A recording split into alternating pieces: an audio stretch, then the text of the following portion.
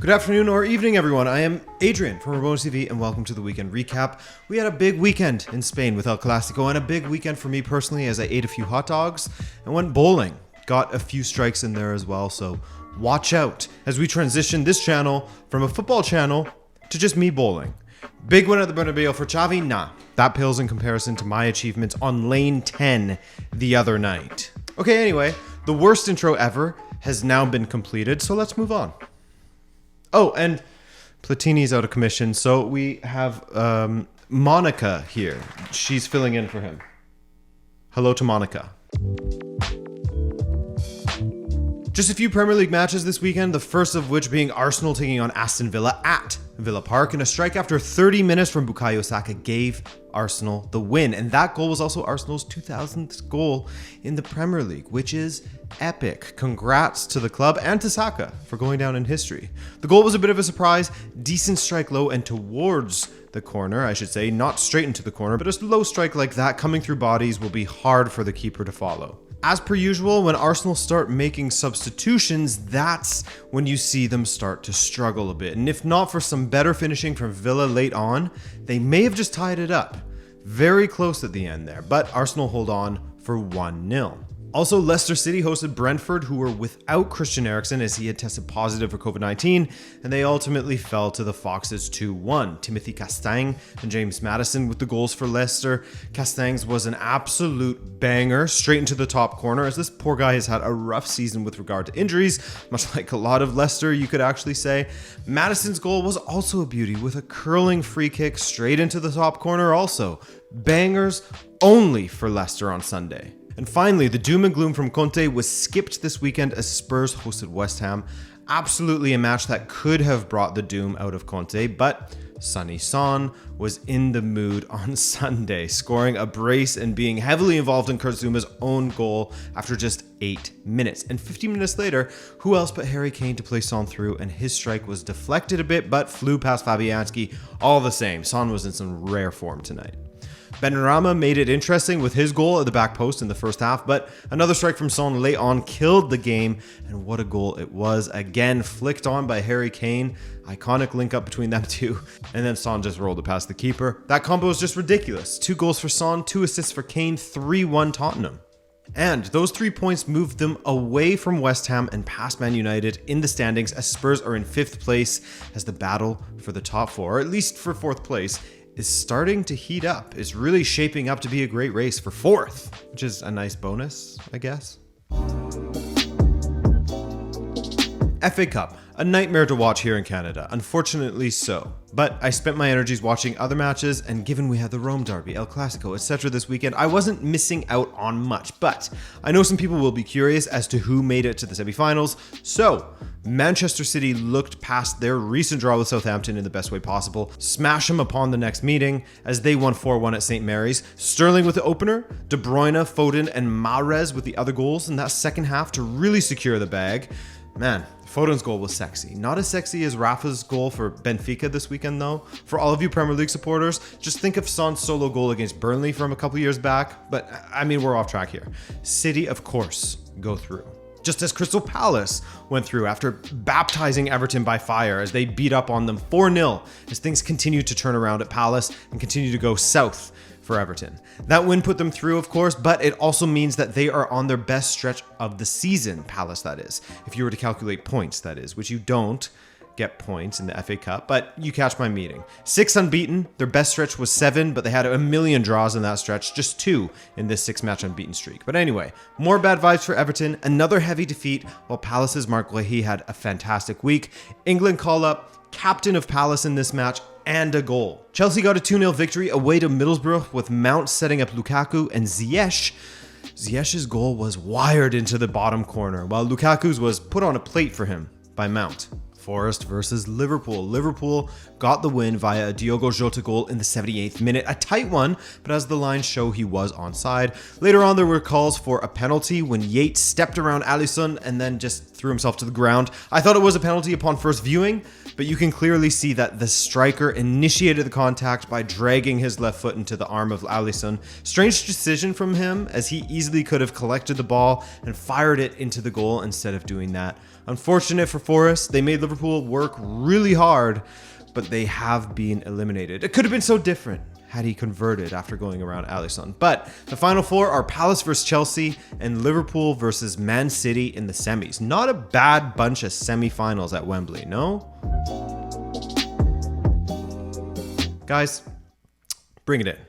Bring it in. So, Sevilla were playing a difficult side in Real Sociedad this weekend. I can acknowledge that, they were the future champs after all, but us neutrals wanted to see a little heat on Real Madrid going into El Clásico, and Sevilla failed to deliver said heat. This weekend, I had a similar situation. I got a banh mi. The lady asked if I wanted it spicy. I said yes, please, and the jalapenos on my sandwich may as well have been green bell peppers, man. It was whack. It was a weekend of absolutely under-delivering when it comes to heat, except for me at the bowling alley. And Sevilla's 0-0 draw with Sociedad was another one of those moments where they under-delivered. Sevilla's form in general is about as spicy as a damn bell pepper right now. 0-0, a 2-0 loss, an elimination from West Ham in Europa, and a 1-1 with Rayo Vallecano before that, 0-0 with Deportivo Alaves before that in La Liga. It's rough out there for Sevilla. Yeah, they beat West Ham 1-0 at home, but they won the battle only to lose the war, despite still being on a 15-match unbeaten run in the league somehow. Speaking of winning the war and losing a different battle completely, because I am so great at segues, Villarreal followed up their massive victory over Juve with a limp 1-0 loss away to Cadiz. To be fair, players were rested, so we will forgive Papa Emery on this occasion. We sang the praises of Gonçalo Guedes last weekend, and he scored again this weekend, as he is going into this international break in some great form. His goal gave Valencia the 1-0 win away to Elche. Also, Real Betis were also held this weekend at 0-0. Something in the water for the Sevilla clubs. These boys drinking milk before matches. However, big shout out to Granada, who finally got a win. They were on such a tremendously bad run of form that they were just a few points above the drop zone. Not something we've been used to from Granada in recent years, as they have typically provided a decent challenge in La Liga. They played in Europe once as well. Well, this weekend they won the 5-goal thriller away to Alaves to get their first victory since December 22nd. Wild. The shout out is deserved.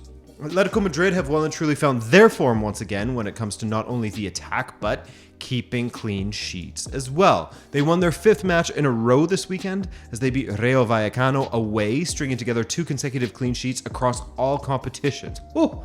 And for 2 consecutive La Liga matches, they have had a player sent off. Yes! Not so much. This time it was Angel Correa, but they had a lead at that point already. João Felix involved once again with a perfectly weighted through ball for Koke to finish off, and we gotta acknowledge the work that DePaul put in prior to the goal as well. Another good performance from him. Felix, by the way, has been involved in 4 goals in his last 3 La Liga appearances. El Clásico, here we go. Carvajal had a nightmare start to the match. A Clásico that was missing Karim Benzema, unfortunately, so it didn't feel like both teams were at the peak of their powers, at least when it comes to Real Madrid. But anyway, that could absolutely be said of Carvajal, as he was exposed on a few occasions in the first 15, and his passing was loose. Same could be said of Casemiro at the time as well. That said, the opportunities were fairly even in the first 15. Aubameyang certainly should have scored in the 12th minute. Good save from Courtois, but anything but a goal from that position for Aubameyang is a disappointment. Thankfully for him, and I guess for Barca supporters as well, he definitely made up for it later, didn't he? When you looked at this Real Madrid lineup versus Barcelona's, you could circle Nacho versus Dembele as a tough area for Real, and it was, as Dembele skated around Nacho time and time again and crossed to Aubameyang for 1-0, and goals in 3 consecutive matches for Barca for Aubameyang. While Vinicius tried and failed to con the referee into giving him a penalty, Barca went in the other direction, won a corner, and scored from it. Dembele's delivery once again, and Ronald Araujo with the header to make it 2-0 just under 40 minutes into the match at the Bernabeu. Big problems for Real in defense. All over the pitch, really, I should say. But, the players didn't really seem to understand where they had to be. It was simply chaos. And looking at the personnel on the pitch, it was kind of hard to understand where they all fit in. And I think with the way that Real played, the players probably didn't really understand where they fit in either. And the second half was no different. Aubameyang setting up Ferran Torres for 3-0, so an assist and a goal for Aubameyang. Then Real Madrid falling asleep at the back, and Aubameyang again getting his second for 4-0. That chaos seeped into the entire Real Madrid team. 4-0 at the Bernabeu after under an hour. Awful. When Benzema was out before, they were hot garbage. They were those bell pepper tasting jalapenos, you know? But with him in there, they can murk teams. He is absolutely carrying Real. And Xavi ball is well and truly up and running, isn't it? This was a dismantling of Real Madrid in their own home. At 4-0, Xavi was still incredibly upset with his team every time they lost the ball cheaply, screaming at the likes of Dembele, etc. And they didn't fail to deliver. A controlled, easy victory for them once again. They exposed how poor their fullbacks are at times. Carvajal started poorly, as I said, and finished poorly, hauled off for Mariano at the half. I mean, fullbacks are a real problem. When you have Nacho at left back, ay.